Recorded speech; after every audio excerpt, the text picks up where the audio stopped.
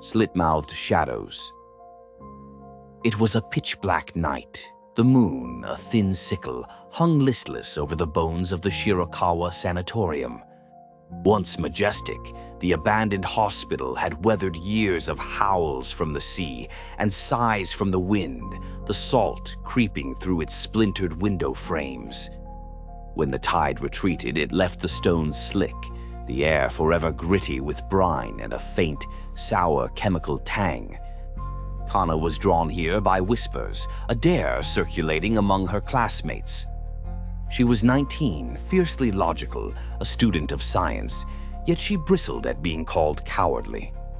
Armed with a flashlight and her mother's mint candies, she crept inside, promising herself she'd take a single photo from the infamous East Wing, then leave. Inside, the gloom was oppressive. Her footsteps echoed through the stripped corridors, dust swirling in her torch's pale beam. Paint flaked like scabbed skin off the walls. A colorless wind prowled, carrying the sharp stench of antiseptic and something sweetly rotten.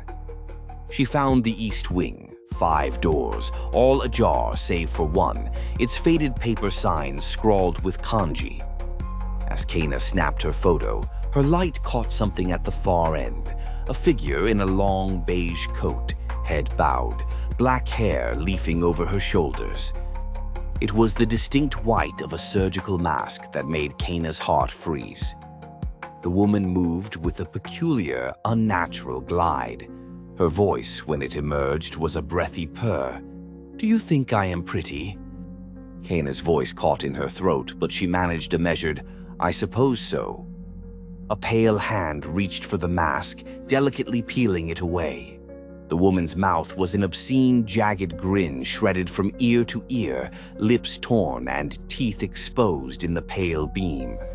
Something glistened red at the edges. And now? Kana's mind reeled.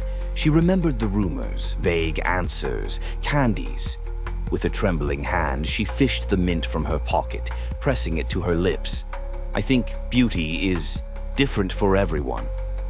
The woman's head tilted, her ruined smile unmoving. Her fingers toyed with something in her coat pocket, long silver, glinting scissors. The silence drew out, heavy as stagnant water. "Would you like a candy?" Kana whispered, voice shaking. The spirit drifted closer. The flashlight's beam flickered against her blood-flecked fingers, the dull ring of the ancient scissors.